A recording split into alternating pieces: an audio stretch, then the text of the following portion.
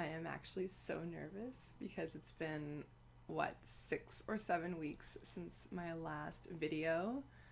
And before that, there was a gap too. So I'm feeling very like doing this like for the first time all over again. And I'm all like, ugh, I don't even remember how to do a video or like how to talk longer than 3 minutes, which, what a joke, because we all know how I ramble. So if we've never met before, my name is Jess, and I am the founder of a little indie skincare brand called Stark Skincare. And I formulate skincare specifically for the urban dweller, which should be its own video, right? Okay. But today's video, I don't remember why, like how this topic came up for me, but it was in my video booklet as something that I did want to talk about. So I don't remember if it was something on social media several weeks ago or if it was a specific question that someone asked me, how this came about. But the topic or the question is, why are skincare people, and I'll talk about what I mean by skincare people, why are we so vague? So by skincare people, what I mean by that is brand founders or estheticians or skincare bloggers or just skincare nerds in one way or another, or skin nerds, not just skincare, but dermatological nerds. We'll just call them DNs.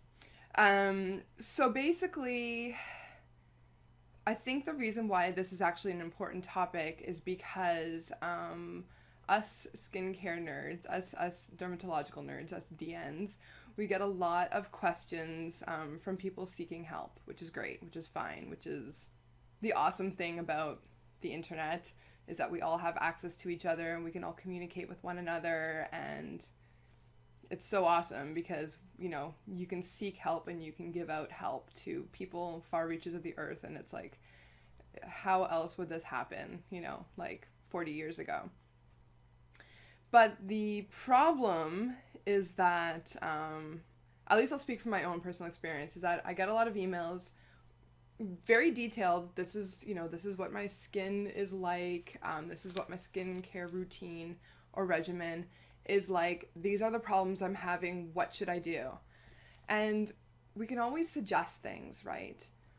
But skincare people, like, we are extremely vague, and I know that that can be really frustrating. And it's because of a multitude of reasons why we can never give definitive answers. And anytime that you hear a skincare pro or whatever giving you a definitive answer, run for the hills. Run for the hills. So, okay, so let's just talk about the different reasons as to why a skincare nerd, I'm just going with skincare nerd now, I guess. Why a skincare professional, whatever kind, cannot and should not give definitive answers, why we can never, actually with 100% accuracy ever diagnose something over the internet, or prescribe something over the internet.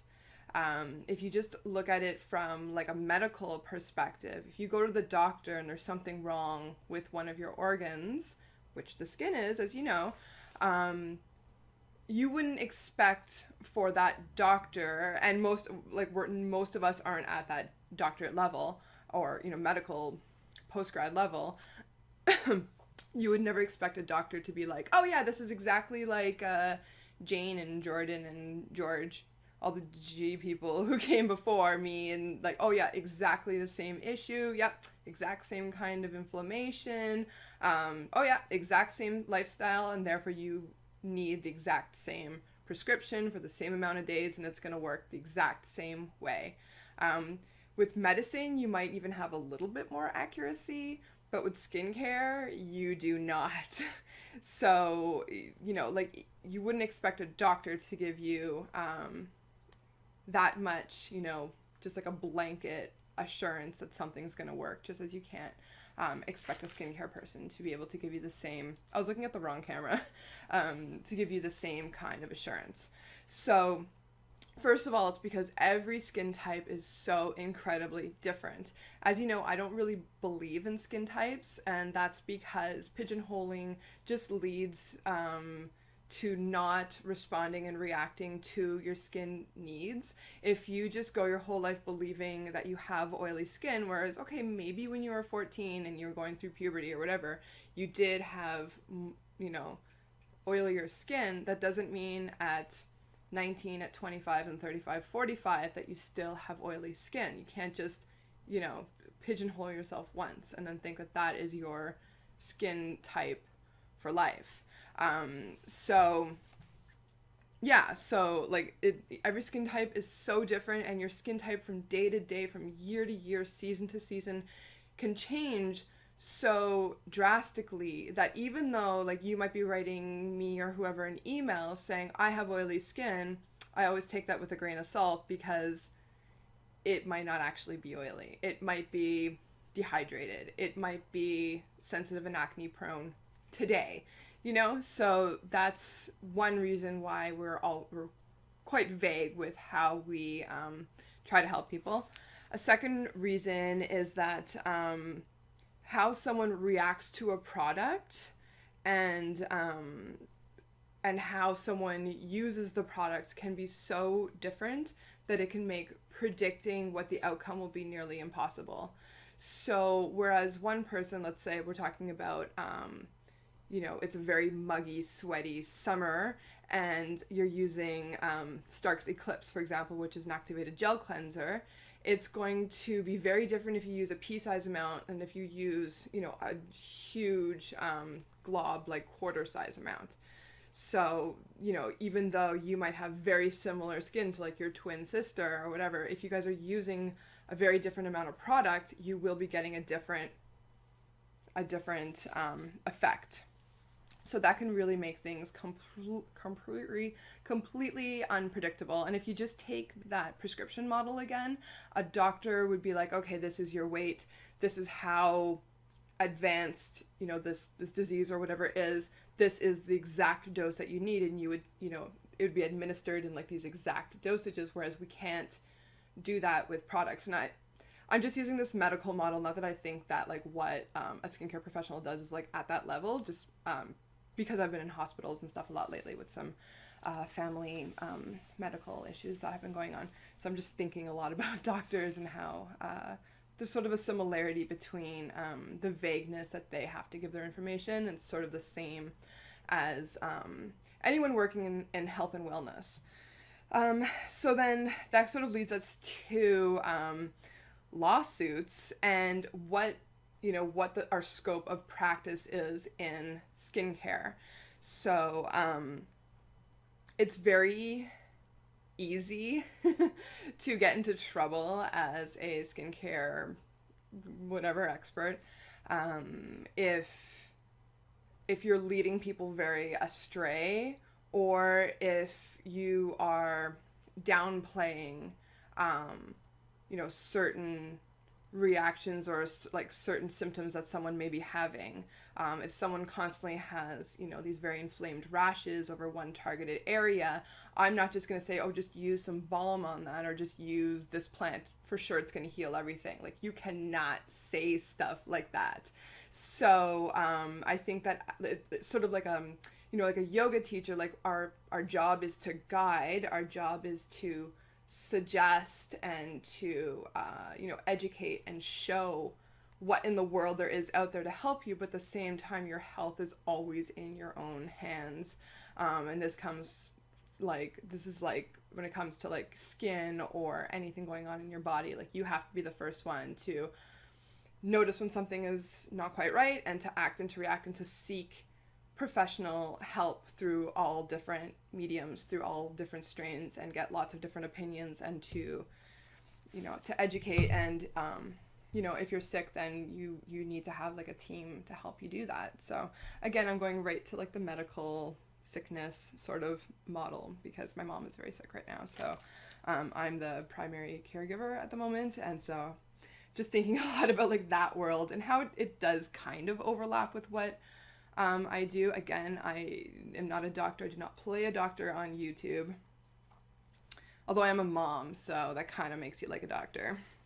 So yeah, so there's lawsuits that can be involved if you are misguiding people, if you are making false promises, false claims, and then also in terms of how vague like product descriptions are on a website, for example, that's fully for legal reasons. The FDA and Health Canada have a very strict list of words you can use, words you cannot use.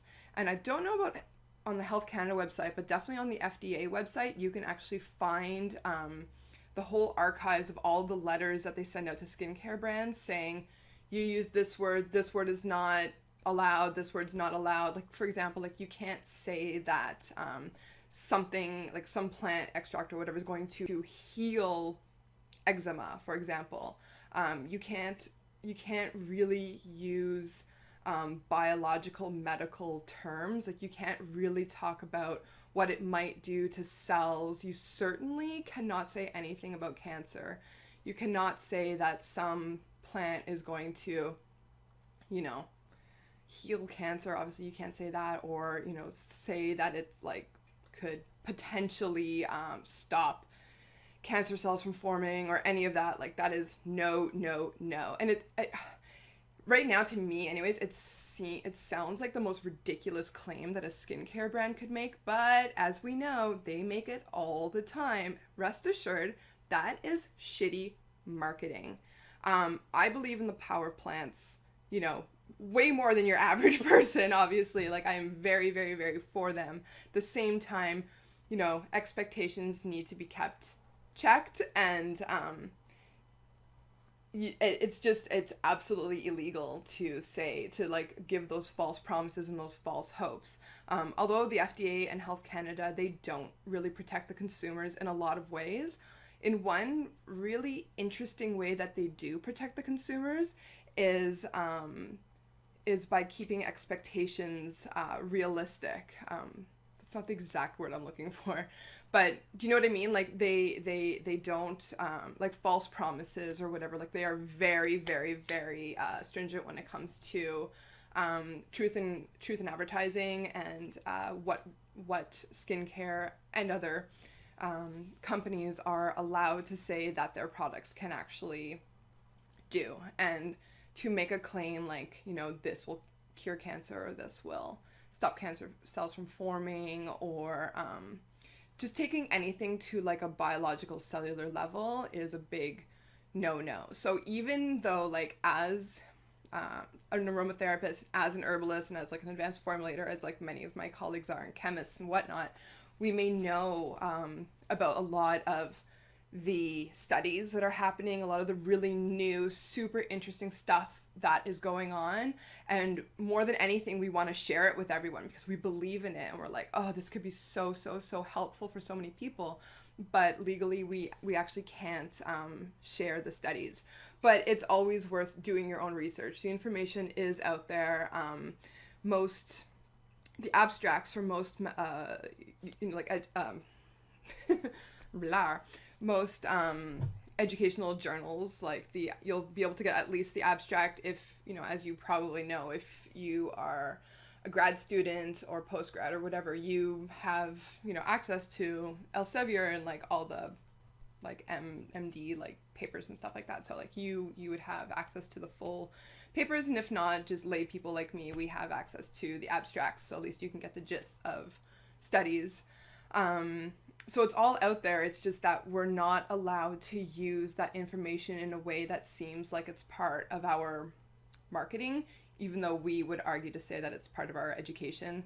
We actually can't. So we do have a lot of, and when I say we, I don't just mean Stark. Like I'm just sort of like talking for like many of the sort of health and wellness, different kinds of brands. We do have a lot of customers asking us for, you know, I want to see the data on this. I want to see research on this. I want to see the papers. But often, I mean, there's lots of loopholes, of course, always. But like in many cases, we can't actually do that for you, but you can go ahead and do it yourself. So that's another reason why we need to be very vague, because we can't usually, like I said, there's loopholes, but usually we can't say, oh, this is going to cure this, like as per this study in 2008 or whatever. So yeah, so lots of restrictions there. And then there's also just the fact that, any professional at any level who says that they know, like, oh, you've got that, I've seen that before, you need to use this plant, that's it. I mean, you can give a suggestion, but if they're saying it with that much self-assuredness, then it's kind of like there's very little humility there. And then that to me is a warning sign that that person has like stopped learning and has stopped thinking that they need to keep learning, which I think is a very, very, very dangerous place that many experts, the longer that you've been in a field, start to get into. They don't want to look at the new research anymore. They don't want to look at the new data or anything, cutting edge that's coming out. They're like, nope, this is it. This is what's worked. This is it, and this is going to work for you. And they can be very stubborn. And again, we know this from like the medical side of things, that there are doctors like that, who scare the crap out of me. And that it's a dangerous place to be under the care of someone like that, because you may be lucky and you may be another one of like the examples of like, yeah, that worked. It was just like everyone else. Because in the end, I mean, person to person, we're not all so different. But at the same time, there's like, there's so many nuances, and there's just so much variety, and you just need to stay so open-minded to, like a treatment protocol of any kind. So that's another reason why I think that some level of vagueness or vaguity is healthy, because that means that the person who is giving you their advice hasn't stopped learning, and that they are, they're open to being wrong, and they think that that's totally fine. I mean, we've always heard of like, like the experts who, although they were very wrong, their ego would not let them allow for that to be true, or like, or like it's perfectionism, or sort of like the God complex or whatever, where you can't admit to your faults. And so I think that's a dangerous place to be, no matter what your job is, no matter what your profession is, that, we're always growing, we're always learning, constantly evolving, constantly changing. So that's kind of why skincare people, i.e. dermatological nerds, i.e. whatever else I said, skin nerds, and the skin gurus, the SDs, why we can often be very vague, and why we can become so obsessed with so many different products, is because you see how so many of them are so wonderful, but it's really just finding your holy grail items, knowing when to switch it up, understanding your skin really well, and constantly evolving, such is life. So that's it for today. So speaking of constantly evolving, I'm very proud of myself that I showed up today.